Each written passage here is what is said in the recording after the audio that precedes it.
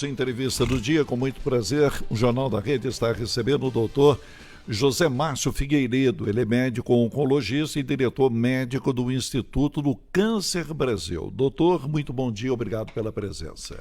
Olá, bom dia a todos, muito obrigado pelo convite, a todos da 99 FM, é uma honra estar aqui, podendo falar um pouquinho de saúde. Nos acompanha na entrevista o jornalista Bruno Lemes. Vamos falar sobre o Maio Cinza, que é um período em que se destaca e se coloca em público a questão do câncer no cérebro, que é um tipo de câncer que tem uma incidência elevada, mas acredito que falta ainda muito conhecimento ao público a respeito desse tipo de câncer, né, doutor? Sim, com certeza. É importante a campanha Maio Cinza para a gente falar um pouquinho de tumores que afetam o sistema nervoso central, né? Nós podemos dividi-los aí entre tumores benignos e os tumores malignos e os tumores que migram para o sistema nervoso central, ou seja, não nasceram naquele órgão, né? Uhum. Todo câncer tem nome e sobrenome, então depende do local onde ele nasceu, né? Então isso é um fato importante. Segundo o INCA, são esperados aí em torno de 11 mil novos casos primários do sistema nervoso central, ou seja, que nasceram das células do sistema nervoso central. E tem uma causa desse câncer surgir no cérebro? Assim, na verdade, o câncer ele é uma doença de cunho genético, o que não significa ser hereditário, que passa de pai para filho. O que é o cunho genético do câncer? Por algum motivo, aquela célula, durante o processo de divisão, tem um erro que não foi corrigido pelo nosso mecanismo de correção celular, que são 7 mecanismos, e aquela célula começa a se multiplicar de forma errada e ter mutações pontuais que dão ganho de atividade. Aquela célula vira como se fosse um X-Men, ela tem superpoderes de crescer, de evitar o sistema imunológico, a destruição, de evitar a morte, e ela começa a se proliferar e isso forma massa tumoral. Geralmente, isso pode ocorrer ao acaso ou associado aos fatores de risco, obesidade, hipertensão, tabagismo, etilismo, etc. E em 10% dos casos, condições genéticas familiares, que você pode ter algumas síndromes que dão maior risco à formação do câncer, que são as síndromes de predisposição hereditária ao câncer. Doutor, o que é que provoca o câncer? A alimentação? É multifatorial, né? Então, 90% dos casos de câncer ocorrem ao acaso, tá? Por fatores de riscos já bem conhecidos, como eu disse. Obesidade é um principal deles, tá? Hipertensão, tabagismo, etilismo, sedentarismo, são esses os principais fatores que lesam diretamente o DNA e aumentam a chance de uma mutação, de um erro de divisão celular ao acaso. Mas na maioria dos casos, o senhor diria que o câncer é provocado? Sim, na maioria dos casos é provocado pelo excesso que o ser humano faz, né? De não se cuidar, de aceitar a obesidade, de aceitar o sedentarismo, de fumar. Então, 90% dos casos ela é provocado, 10% o paciente nasce com uma alteração genética que aumenta a chance, aumenta a predisposição. 10%. 10%. Então nós estamos falando aí, considerando 7 bilhões no mundo, 700 milhões de pessoas, 300 mil habitantes em Taubaté, 30 mil pessoas têm aqui na cidade esse fator genético associado. E não sabem, né? E é difícil você não saber disso aí, você fazer uma prevenção adequada, que hoje a gente consegue fazer. O doutor, tem uma informação que aponta que o câncer no cérebro é o 10º que mais causa morte no Brasil entre todos os tipos de câncer. Uhum. É um número que chama atenção ou não? Chama atenção, sim, porque, primeiro, câncer no cérebro é uma doença rara, tá? Os tumores benignos, eles são comuns, que é o meningioma, tá? Que é um tumor benigno, e os adenomas de hipófise. Então são tumores benignos que às vezes tem crescimento local, pode dar um pouco de sintoma, mas geralmente o tratamento é cirúrgico e se resolve, né? Então são tumores que, a depender da localização, você opera e resolve. Ele não tem chance de dar metástases ou de ter um crescimento, levar o paciente a óbito. Já os tumores malignos do cérebro, os principais são os gliomas, que a gente tem os astrocitomas de baixo e alto grau e os glioblastoma multiformes, que são tumores agressivos, em que o tratamento é com cirurgia primeiro e depois radioquimioterapia, mas que tem uma alta chance de recidiva local.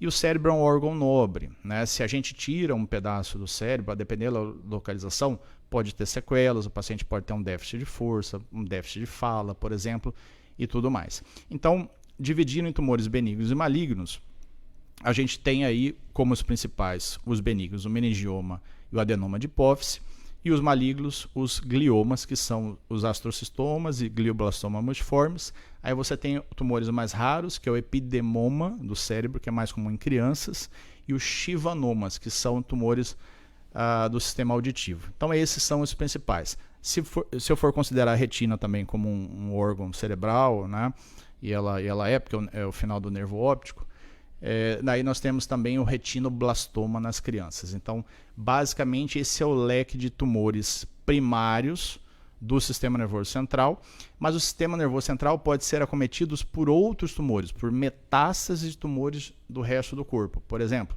tumores de mama que dão metástase do sistema nervoso central, tumores de pulmão que dão metástase no sistema nervoso central, e por aí vai, que é o cenário mais comum. O mais comum é o paciente chegar com uma metástase no sistema nervoso central de um outro órgão. E o tratamento sempre é direcionado para o local onde o tumor nasceu. Então a gente divide em primário do sistema nervoso central, ou seja, as células que formam o órgão, versus as metástases que foram para o sistema nervoso central. Doutor, fazendo uma relação bem simples, acho que de tanta informação que se coloca atualmente a respeito de câncer, mas caso uma pessoa tenha um hábito nocivo do tabagismo, uma tendência a ter um câncer de pulmão, a possibilidade de uma metástase no cérebro é grande. É grande, em torno de 20%, a depender do tipo genético do câncer de pulmão, a depender do tipo genético da mutação que o tumor tem. Então o cérebro sim, ele é acometido por tumores. Infelizmente não há um rastreamento, não há uma prevenção para os tumores primários, não há, tá? E também não há um rastreamento, ou seja, a gente não faz tomografias de crânio para todo mundo de forma sequencial. Isso é, infelizmente, ineficaz. O que a gente orienta é que o paciente comece a ter uma cefaleia progressiva, ou seja, aquela dor de cabeça que não melhora, 1, 2, 3, 4 dias, ela vai progredindo, e o paciente nunca teve dor de cabeça, procurar realmente o médico, e aí sim realizar exames de imagem. Porque isso é o principal sintoma, doutor? Cefaleia, náuseas, vômitos são os principais sintomas, mas também existem a esmagadora de doenças benignas que causam isso, como, por exemplo, uma simples enxaqueca, né? Então não é para ninguém ficar desesperado, mas claro, cefaleia recorrente, paciente que nunca teve isso, aí sim, de repente começa. Exato, tem que procurar o médico. E não passa, né? Exato, dizer, tem que ser examinado, exatamente, e fazer exames de imagem. Agora, é uma fase já que o senhor considera como avançada do câncer? O tumor do sistema nervoso central é de difícil tratamento, né? Por quê? Porque o cérebro é um órgão nobre, ele não se regenera, diferente das outras partes do corpo. Existem alguns tecidos que são nobres e não se regeneram. O cérebro é um deles. Ele não volta a produzir, se eu tirar um pedaço, ele não volta a crescer cérebro lá, entendeu? Então, cada pedaço do cérebro é específico, por uma determinada função, seja uma função motora, seja uma função sensitiva. Então, o paciente pode, a depender da localização, ficar com algum tipo de déficit. Nesse ponto, né, nós vamos, nesse momento, com o intervalo comercial na Rádio 99, a nossa entrevista continua na rede social. Eu volto em seguida também com a 99, falando sobre o assunto. Nós estamos recebendo hoje no Jornal da Rede, entrevistando, falando sobre esse tema muito importante, o Dr. José Márcio Figueiredo, que é médico oncologista e diretor médico do Instituto do Câncer Brasil. Doutor, tem um atendimento aqui em Taubaté, no hospital regional, né? Perfeito. Existe atendimento também na região do Vale do Paraíba para o câncer. Eu observava aqui, eu não sei se isso está atualizado, o senhor pode explicar para a gente, por favor, mas nós temos em Guaratinguetá, no Hospital e Maternidade Frei Galvão, temos também em Jacareí, São José dos Campos, com 3 locais de São José dos Campos, que é o Pio 12, o Antoninho da Rocha Marmo e também o Grupo de Assistência à Criança com Câncer. E, é claro, a referência na região, o Hospital Regional. Como é que funciona o atendimento às pessoas com câncer, doutor, aqui na região? Claro. Bom, primeiro há uma fila única no SUS, que é o Sistema de Regulação CROES, que é regulado pela Secretaria de Estado, né, e pelos municípios. DRS. Isso, as Aqui DRS. é o 17. Né, Exato. Nós somos a DRS 17, que inclusive regula São José dos Campos. Então o paciente entra nessa fila com a suspeita e a partir dessa fila o paciente vai ter a prioridade de ser chamado ou por um cirurgião, ou para o serviço de radioterapia, ou para o serviço de oncologia clínica. Basicamente é esse o fluxograma do paciente. Então, geralmente, ele vai com sintoma numa UBS, numa unidade básica de saúde, e a partir daquele momento ele é disparado o processo, ele é colocado na fila, e isso é chamado. A DRS tenta respeitar a lei dos 60 dias, que é para que o paciente... É uma lei nacional para que o paciente não espere mais de 60 dias entre o diagnóstico, o sintoma e o começo do tratamento. E a partir daquele momento, feito o diagnóstico, a depender do tipo de câncer, o paciente começa o seu tratamento e é discutido se esse tratamento será cirúrgico associado à quimioterapia, à radioterapia, etc. Então, basicamente, esse é o fluxograma geral. Tá? Esse basicamente é o fluxograma geral.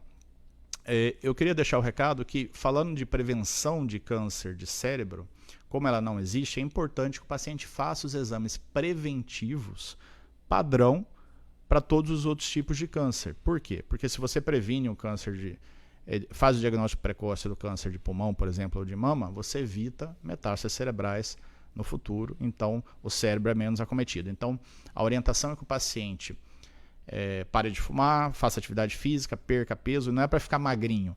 Se você perder de 3 a 5 quilos, a diminuição da resposta inflamatória crônica para o seu organismo já é sensacional, já é muito boa. Perfeito, né? O atendimento aqui em Taubaté ele é avançado no hospital regional. Eu estou perguntando isso porque nós tínhamos aqui muitos e muitos casos em Taubaté e na região de pessoas que procuravam referências como a de Barretos, né? Muita gente procurava Barretos, né? Como é que está esse nível de atendimento em Taubaté? Contento, doutor? Bom, o nosso time do Instituto do Câncer Brasil vem de Barretos e da Universidade de São Paulo. Tá? Isso é importante dizer. Isso, é importante dizer. O que o Instituto do Câncer Brasil chegou agora aqui em Taubaté, chegou aqui no Vale ano passado, nós trouxemos aqui a pesquisa clínica em oncologia. O que é isso? Todo medicamento ou novas drogas são testadas com aprovação de todo o sistema regulatório do CEP e da CONEP. E esse sistema regulatório é aprovado, e toda a parte ética, prevendo a segurança dos pacientes, e estudos clínicos internacionais que aumentam, que trazem novas terapias contra o câncer. Por exemplo, nós estamos com 4 estudos aqui na cidade, nós somos o único centro de pesquisa clínica internacional do Vale do Paraíba, nem em São José dos Campos tem, e é tudo gratuito.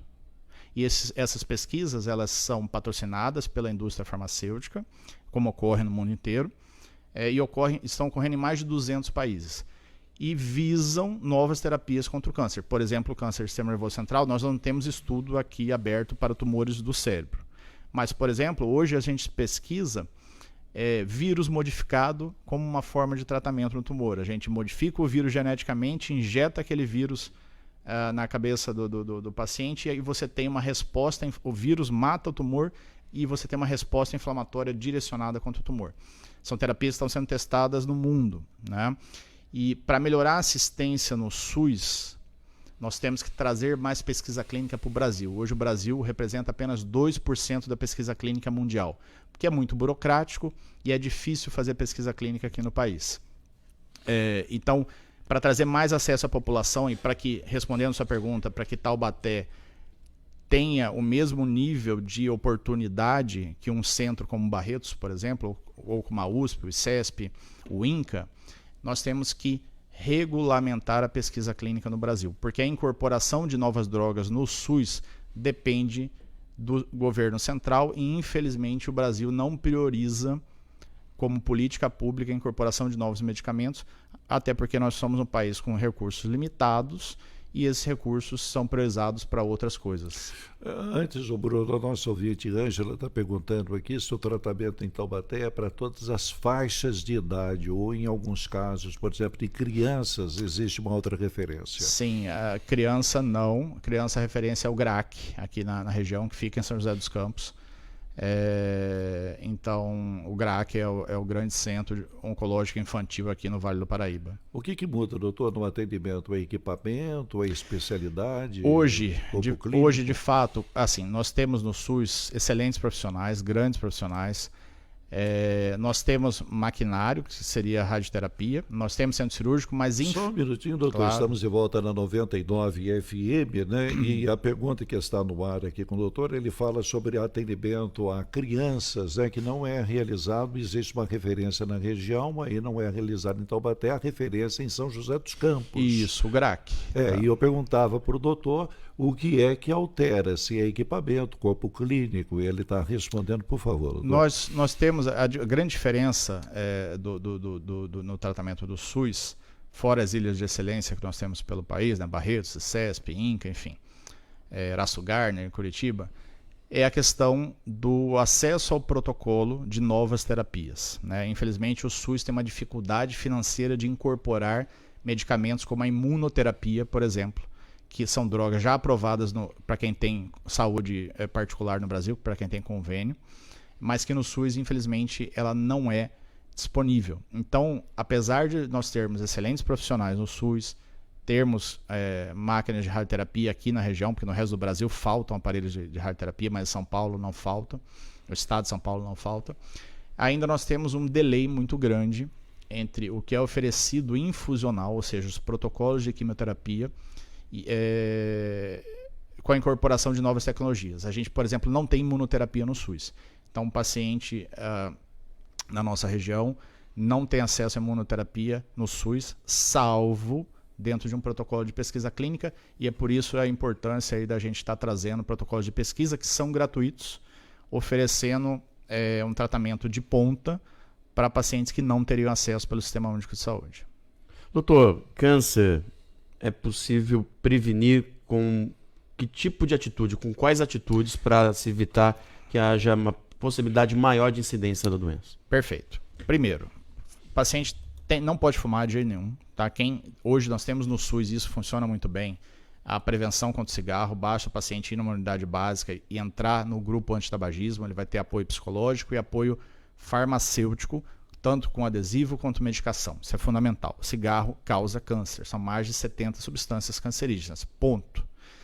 Segundo ponto. Perda de peso é fundamental e não precisa ficar magrinho igual um modelo, mas se você perder de 2 a 10 quilos, o risco de redução de câncer ao longo da vida chega a quase 35%.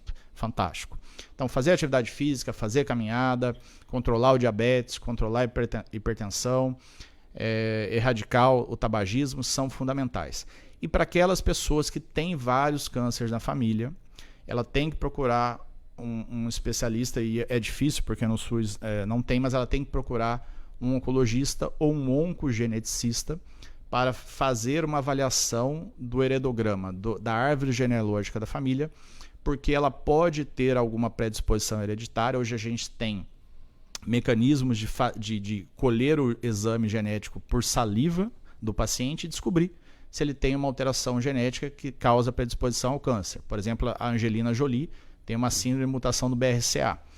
E hoje a gente consegue, sabendo o gene específico, nós temos a prevenção mais intensiva, a prevenção personalizada, que pode inclusive oferecer cirurgia redutora de risco, medicações redutoras de risco, que faz um rastreamento personalizado. Por exemplo, uma paciente que tem uma mutação no gene BRCA, ela não começa a fazer mamografia aos 40 anos como uma mulher comum. Ela tem que fazer ressonância da mama a cada 6 meses, anual, alternando com mamografia a partir dos 25 anos. Então, se ela fizer isso, ela vai viver, ela tem um maior risco de câncer, ela faz diagnóstico precoce, mas ela vive igual uma pessoa normal. Inclusive, ela pode optar por uma mastectomia redutora de risco, ou seja, retirar as mamas de forma profilática. Então, a população tem que entender que 10 a 20% dos casos pode ter um cunho genético familiar, Quem tem história de câncer na família tem um risco maior, então deve procurar o médico para tentar uma prevenção mais personalizada. Geralmente o profissional que faz isso é um oncologista clínico ou um oncogeneticista. E as pessoas em geral, também essas que têm um maior risco familiar, têm que se atentar a esses fatores de cessão do tabagismo, emagrecimento, atividade física e controle dos demais fatores de riscos que a gente conversou. O doutor, falando um pouco do Instituto do Câncer Brasil, perdão, que, como o senhor disse, o ano passado veio ao Vale do Paraíba e que tem uma ligação muito grande com o Hospital do Câncer de Barretos. Qual que é a proposta do Instituto ao vir para o Vale do Paraíba e o que vocês estão realizando, o que pretendem fazer em termos de difusão e de desenvolvimento de trabalhos relacionados ao câncer? Perfeito, maravilha. A gente está tentando uma audiência pública aqui na Câmara dos Vereadores, tá? Estamos fazendo entrevistas, como o caso aqui, para falar o que o Instituto está trazendo de forma gratuita aqui para a região, para somar a região. Então, a nossa tese em saúde é descentralização, oncologia de qualidade perto de você. E como que a gente faz isso? O que a gente traz a mais, além do tratamento padrão, né? Nós trazemos pesquisa clínica internacional. Para isso, a gente, obviamente, passou por treinamento, né? Eu fiquei nos Estados Unidos, o Dr. Eduardo Zucca, que é o outro oncologista nosso do Instituto, que é o diretor de ensino e pesquisa, foi ex-coordenador, ex-chefe da pesquisa clínica de Barretos por 10 anos. Então, nós trouxemos todo um know-how e nós temos vários centros de pesquisa pelo Brasil, em outros estados. E por que a pesquisa clínica? Porque a pesquisa clínica é uma forma de acesso. Eu não gosto de chegar para o seu João e para a dona Maria, porque o seu João é humilde, é pobre, e não oferecer para o seu João o melhor tratamento, como eu ofereceria para o seu Antônio, que é um empresário, que tem um convênio, que tem condições. Isso, para mim, é desumano. Então, eu sei que o SUS tem suas limitações. Então, a forma de responsabilidade social é de fazer o que a gente gosta, que é pesquisa clínica, e dar acesso às pessoas que precisam, é dentro dessa forma. Então, a gente trouxe para Taubaté pesquisa clínica internacional, já está rodando. Nós estamos com paciente de Lorena, paciente de Ubatuba, que estão gratuitamente, inclusive o estudo paga transporte, né, do paciente, que estão em protocolos de pesquisa internacional usando o que há de melhor, nesse caso para câncer de pulmão, usando o que há de melhor ou talvez o melhor mais a nova droga que está sendo testada, que são anticorpos de última geração, como eu disse, os mísseis teleguiados. Isso é extremamente gratificante, porque você consegue somar a região, você consegue reduz judicialização para o Estado, porque, por exemplo, como eu disse, a imunoterapia está aprovada para quem tem convênio, mas não está aprovada no SUS. Alguns pacientes judicializam, né, que é sempre um caminho ruim, porque o dinheiro é finito, né, então você acaba tirando de um remédio de hipertensão e tudo mais. Então, trazer pesquisa clínica para o Vale, você agrega a saúde, você melhora a experiência do usuário, você reduz custo para a região, inclusive com judicialização.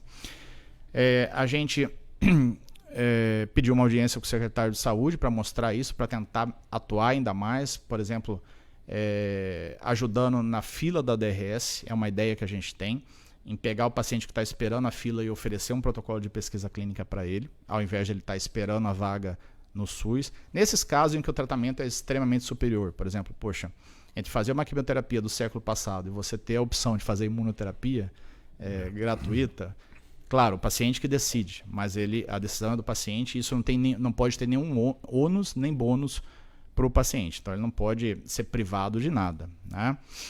Mas falta muita desinformação, então a gente tem tentado sentar com a diretoria do Hospital Regional, não conseguimos ainda, para mostrar o que a gente trouxe para cá. Estamos tentando sentar com a diretoria administrativa do Hospital Regional de Taubaté. Vamos fazer uma audiência pública na Câmara. Quem propôs isso foi o vereador Gessé. Ele foi conhecer o Instituto lá do Câncer. Gostou muito do que viu, do trabalho. E a gente vai trazer... a gente quer levar informação. Eu acho que levando informação para a sociedade do que está ocorrendo aqui, que é uma coisa sensacional, isso que está ocorrendo aqui, não tem em São José dos Campos, para você ter ideia do que a gente trouxe para Taubaté, gratuitamente, é importante contar com o apoio de vocês, da mídia e das autoridades, para que o paciente possa se beneficiar. Só um spoiler, já tem mais de 8 estudos contratados. Então, quanto mais estudos chegar para Taubaté, maior a chance de eu conseguir ajudar um paciente. Então, está vindo estudo para câncer de mama, está vindo estudo para câncer de rim, está vindo estudo para câncer de próstata. Até o final do ano, a gente vai ter um número muito grande de protocolos.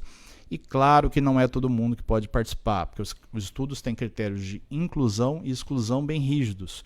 Por quê? Porque ele tem que garantir que aquele paciente que entra no protocolo tem que ter o mesmo tipo de câncer, no mesmo estágio, igual o paciente dos Estados Unidos, da China, do Japão, para responder uma pergunta específica. Então é claro que não é para todo mundo, mas quanto mais protocolos abertos a gente tiver aqui na região, maior a chance da gente estar beneficiando pacientes e com isso melhorar a saúde da região como um todo. Muito bom. Muito obrigado, doutor José Márcio Figueiredo, médico oncologista, diretor médico do Instituto do Câncer Brasil. Um prazer receber o senhor aqui. Prazer é meu, obrigado pelo convite, um bom dia a todos.